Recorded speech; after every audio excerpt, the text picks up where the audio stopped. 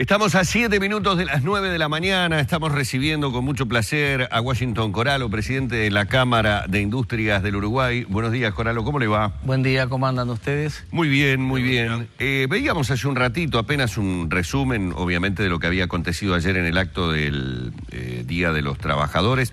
A ver, no es novedad que normalmente en el acto del 1 de mayo siempre hay reclamos del PIT-CNT, críticas hacia el sector empresarial. En este caso yo le pondría un pequeño aditivo que no me parece menor, que es la coincidencia también en este sentido del ministro Murro en cuanto a la crítica hacia los empresarios por el reclamo ante la OIT, ¿no? Es decir, aquí hay digamos, un matiz que no se puede soslayar. A lo que estamos acostumbrados es al reclamo del trabajador, pero también, digamos, esa crítica desde la presencia del ministro de Trabajo y Seguridad Social es lo que de repente uno le hace pensar como ciudadano común, bueno, no, evidentemente los empresarios en esta le erraron, están equivocados, están dejando mal parado al Uruguay. ¿Es así?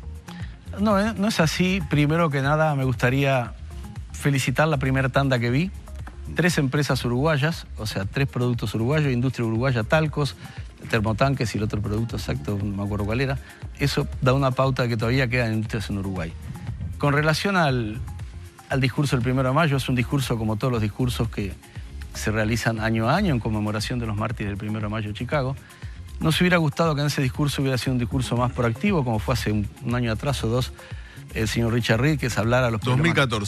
2014, que se hablara de los problemas que tiene la industria, que se hubiera puesto en el tapete por qué cierran tantas empresas, por qué somos un país que no somos competitivos, por qué somos un país que no estamos pensando que en el futuro los nuevos empleos van a ser totalmente distintos de lo que se pregonaba hace 30 años atrás.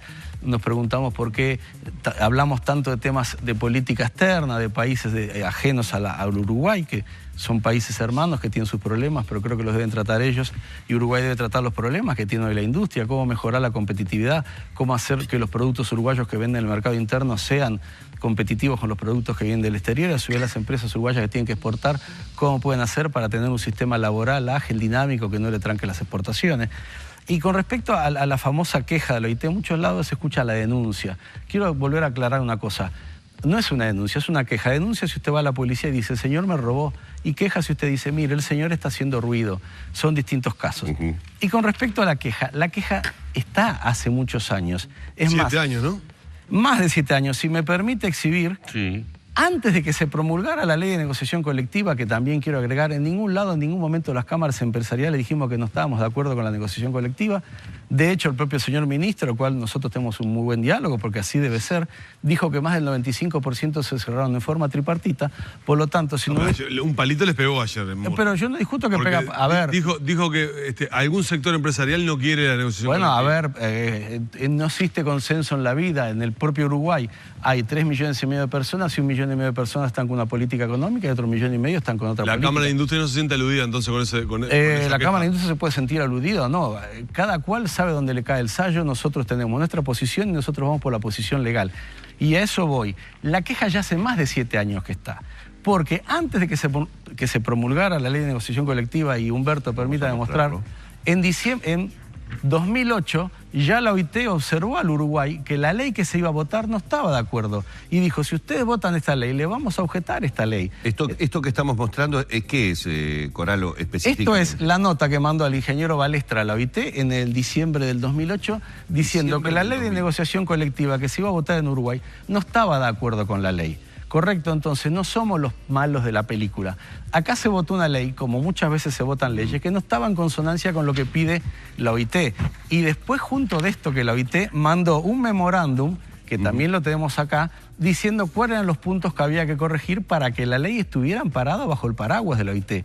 Esto quiere decir que Uruguay, un país que firmó los primeros años de la OIT, la OIT fue creada en la Convención de Versalles, en el capítulo 13, en 1919. Antes de eso, en 1917, don José Valle Ordóñez ya había puesto una serie de leyes laborales que pusieron al Uruguay a nivel del mundo. Jornada laboral de 48 horas, menores de 19 años tenían que trabajar en forma restringida, menores de 13 años no podían trabajar. O sea, Uruguay ya era un pionero en relaciones laborales y de hecho eso hizo que Uruguay junto a la OIT tenga un paraguas muy bueno. Lo que hizo las empresas, simplemente los núcleos empresariales representantes de la OIT, fue decir, señores, hay una serie de puntos que no coinciden con lo que pide la OIT. Y esa queja se presentó y siguió estando, y está, en algunos casos está en la lista 50, en otros está en la lista 24. Pero esto no quiere decir que Uruguay se coma a los niños crudos. Esto no es como dicen algunos actores sindicales que matamos sindicalistas, porque dentro de la OIT han estado países, como lo tengo acá anotado. Lo dijo el presidente del PCNT de esa misma mesa donde está sentado usted. Bueno, ahí... La semana pasada, que sería un despropósito que Uruguay ingresara en una lista de países... Querido Danilo, yo le pregunto si Italia, Irlanda, España, Reino Unido, Estados Unidos son países que se comen los niños crudos. Y son países que han tenido problemas. Es más, muchas veces la queja incluye casos que están mostrando mejoras en su desarrollo y no necesariamente implica que los países están mal. La última queja, de hecho, que hubo fue la reclamación sobre el artículo 24 del caso Uruguay en el 2005, la reclamación del artículo 24 del caso Uruguay 155, igual que la anterior en 1997. Reclamación del artículo 24 del caso 062, 0155, 155, 161 en 1996. Y todos esos casos fueron del PIT-CNT presentado contra los empresarios. Solo una vez en la historia presentan las cámaras empresariales una queja, y que es una queja que en realidad la pide la OIT, porque la OIT, vuelvo a repetir, ya advierte en el 2008 que Uruguay no iba a cumplir si votaba esa ley. Cuando asumimos la presidencia de la Cámara y antes de que el propio señor Murro fuera ministro de Trabajo, vino a vernos a la Cámara y dijo, queremos trabajar para arreglar esto. Y de hecho, las cámaras empresariales, en un gesto sin precedentes, y que le quede claro a toda la audiencia que está escuchando, en un gesto sin precedentes, dimos 2 años y 4 meses de prórroga, 2 años y 4 meses en los cuales las cámaras empresariales nos juntamos con el gobierno, nos juntamos con el PIT-CNT y pausadamente y consensuadamente analizamos todos los puntos para buscar una solución que permita elevar de vuelta a Uruguay a los estándares que debería de tener. ¿Y qué cambió, Coralo, para que cambiara esa actitud? Porque en el último viaje durante la gira de Vázquez en febrero... La gira europea. A ver, parecía que estaba no fue tan así. Yo encaminado. estuve en la gira y hay puntos que tenemos distancias. Lo que obviamente el PIT está acá, o en este caso la observación del OIT están acá y las posiciones que debería de recomendar están acá. Claro, lo que nosotros buscamos es acercar. Porque la noticia que llegaba desde Europa era que el PIT-CNT de alguna manera cedía en alguna parte, los empresarios también cedían. Nosotros lo comentamos, Humberto, ¿te acordás? Digo, pero teníamos que viajar a Europa para arreglar las cosas que en 2 años no pudimos arreglar acá. Eso también es una confusión. Nosotros lo que estamos es hablando. Sí. Cuando yo digo, el ministro con buen criterio hemos estado conversando con él y dice, Coralo, yo tengo esta propuesta, ministro, vamos a plasmarla en un papel y vamos a conversarla en forma tripartita. De hecho, hemos estado reunidos la semana pasada con el señor ministro. ¿Y se juntan la semana de vuelta? Capaz que nos juntamos de vuelta, todavía no sabemos. El ministro dijo que quede claro que la voluntad nuestra es seguir negociando. Por algo estamos acá, si no, no estaríamos acá. Pero vuelvo a repetir, esto es un problema que hoy lo tiene que defender el gobierno. Esto es defender en el sentido que tiene que ir y decir a la OIT por qué no está cumpliendo. Sí, bueno, tiene plazo en mayo, creo, para responder esa queja. Yo hablé con el representante de la OIT hace algunas semanas atrás y creo que era en mayo que vencía. Correcto, pero vuelvo a repetir, Danilo, esta queja está hace más de 7 años. La queja sigue estando en su camino. Lo que nosotros hicimos, vuelvo a repetir, en un gesto de buena voluntad, 2 años y 4 meses, 800 días, las cámaras empresariales, gestos sin precedentes, le dimos un plazo porque buscamos que Uruguay tenga un ambiente laboral lógico. Nosotros ni estamos, como se dijo ayer, no estamos contra el derecho de huelga. El derecho de huelga, inclusive, el viejo don César Valle, don José Valle dijo que el derecho de huelga era un derecho que está previsto en la Constitución. Lo que nosotros decimos que la ocupación no es una extensión del derecho de huelga. La OIT pide que... Ahí está el punto, ¿no? Bueno, que la ocupación no es una extensión del derecho de huelga.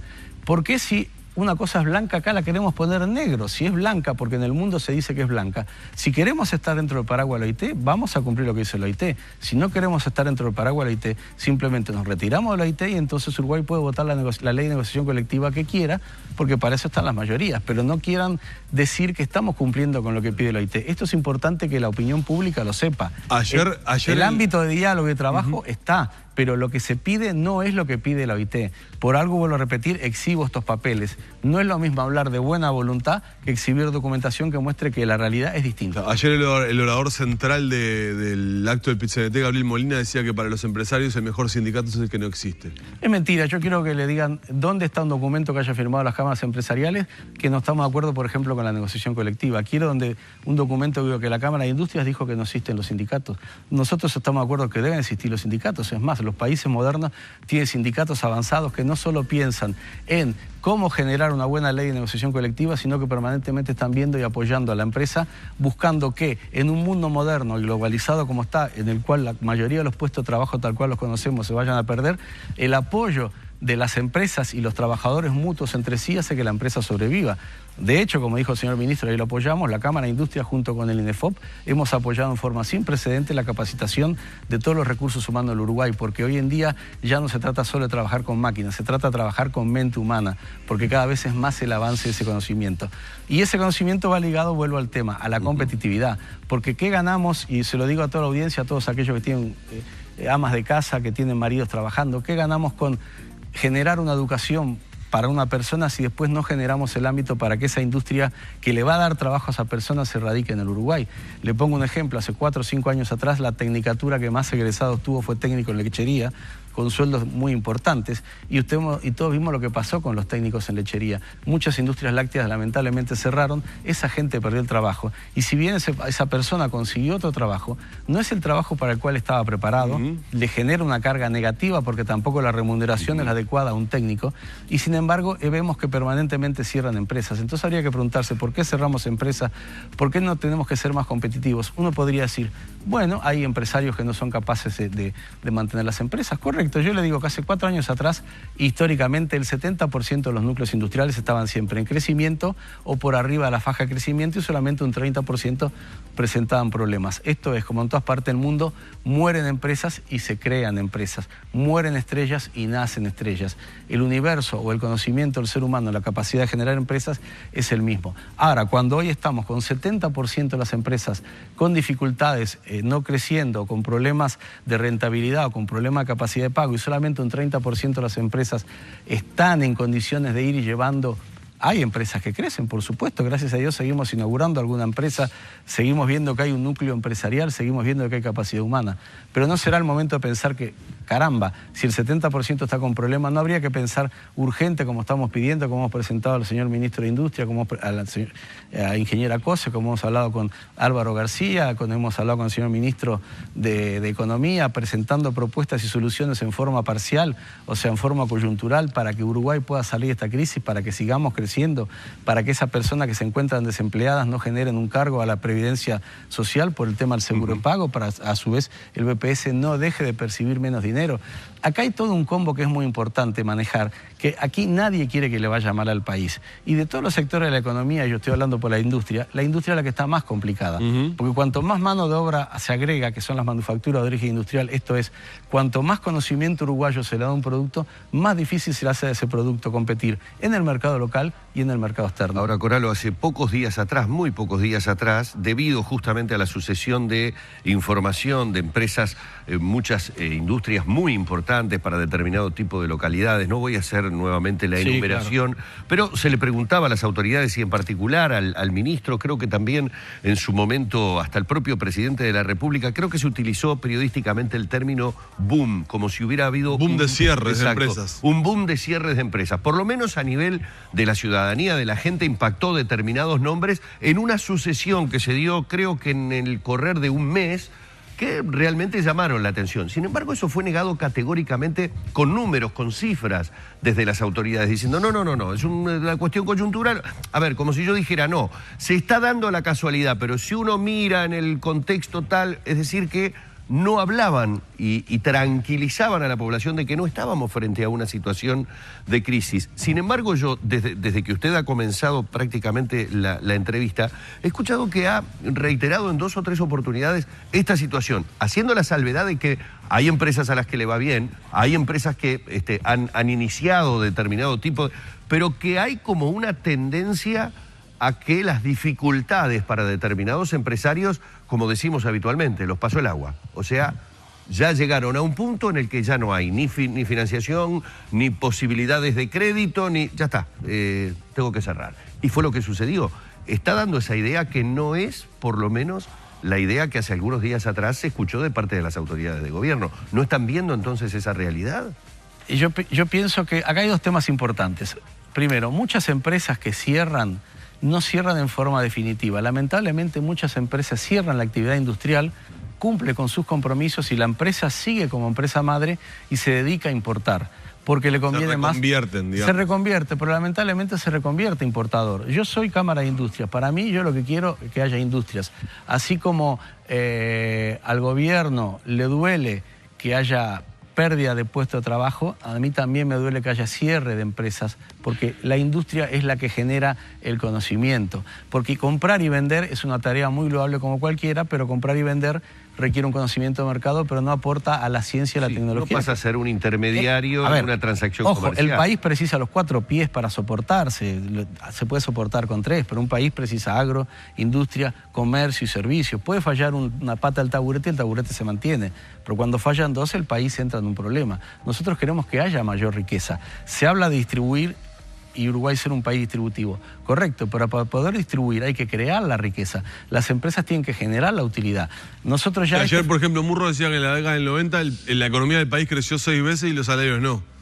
Que ahora los salarios han acompañado el crecimiento de la economía. No se puede comparar, vuelvo a repetir, el mundo cambia tan dinámico que no se puede comparar lo que era la economía del 1990 con la economía del 2016. Es más, ahí podemos ir, si me dan... No sé cómo estamos de tiempo. Sí. Está bien. 3 minutitos más. La economía se mide normalmente lo que se llama el PBI. El PBI es una definición que fue acuñada por un economista ruso, judío, Simón Kuznets. Simón Kuznets después emigró a Estados Unidos, inventó, entre comillas, desarrolló lo que se llama el PBI, que el PBI es la capacidad de un país de generar y medir los productos que tiene el país para dar una imagen de la riqueza. En 1936, Simón Kuznets dijo en el Parlamento americano, pasada la Primera Guerra Mundial, que el crecimiento del PBI de Estados Unidos no reflejaba la realidad del país, porque no necesariamente todos los sectores productivos del país se habían visto afectados por ese crecimiento de la economía.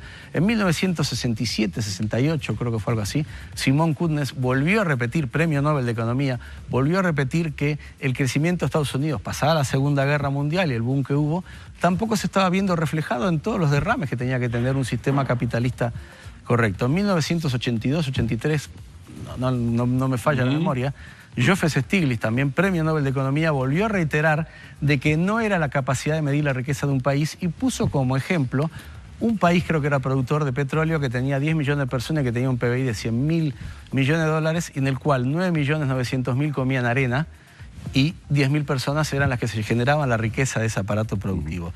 Con lo cual hoy en día el solo crecimiento de la economía, porque también la materia prima que se vendía en el 90 valía $600 y hoy vale 6.000, el solo crecimiento de la economía no es una pauta para medir la capacidad del país del crecimiento. El verdadero efecto del crecimiento es lo que se llama hoy en día, en algunos ámbitos modernos, el BEL, el bienestar económico líquido. No importa cuánto crezca el país o no importa cuánta plata tenga Humberto o cuánta plata tenga Danilo en el bolsillo. Lo que importa es esa plata que gana Danilo, qué productos o qué servicios le permite acceder al país. Es como si fuera el índice McDonald's. Y hoy vemos que a pesar de todos los esfuerzos que se hacen, Uruguay es un país caro, es el más caro de América Latina. Entonces no necesariamente ese crecimiento de la economía se ha visto reflejado. Por algo vemos que todavía hay núcleos con problemas, núcleos con indigencia.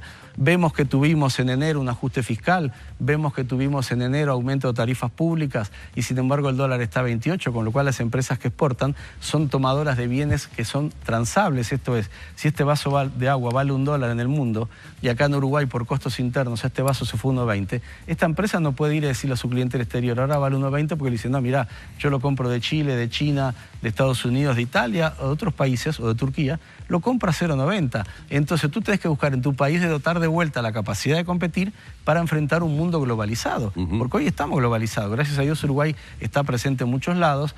Gracias a Dios hay una industria, por ejemplo, de la computación, hay una industria del turismo dinámica, pero son industrias que tienen una capacidad limitada de absorber gente o de seguir generando empleo. Somos 3 millones de personas, hay que darle trabajo a toda la masa del Uruguay. Y ese trabajo tiene que partir sobre todo el trabajo calidad, que el trabajo calidad lo da la industria junto con los demás actores.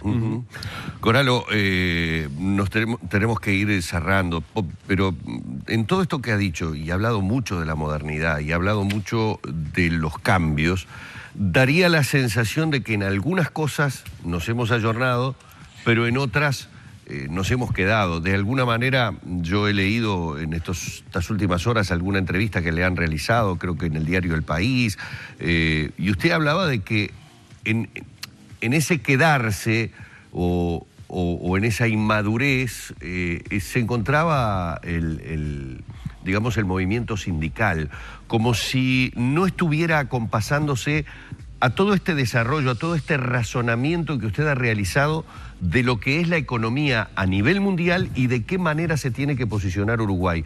¿Lo han hablado esto? Es decir, en ese tipo de encuentros que tienen, ¿se puede discutir en la mesa sobre lo que ustedes pueden llegar a considerar es una visión equivocada? No quiero utilizar términos como retrógrado o antiguo, pero es decir, quedar ubicados en un lugar y no ver que el mundo ha cambiado en otros aspectos. ¿Esto lo pelotean, lo conversan, lo pueden hablar francamente? Sí, una cosa que es positiva y debo destacar, si bien, como hemos dicho, hay algunos sectores sindicales que no se han ayornado, hemos estado en misiones acompañados del señor presidente en China, hemos estado con delegados del PIT-CNT en China, hemos estado con delegados del PIT-CNT en otras misiones, hemos estado conversando estos días con el señor Abdala, con el señor Pereira, y lógicamente ellos tienen una posición, pero yo creo que a mí no me preocupa tanto los famosos mosquitos. Mosquitos tenemos.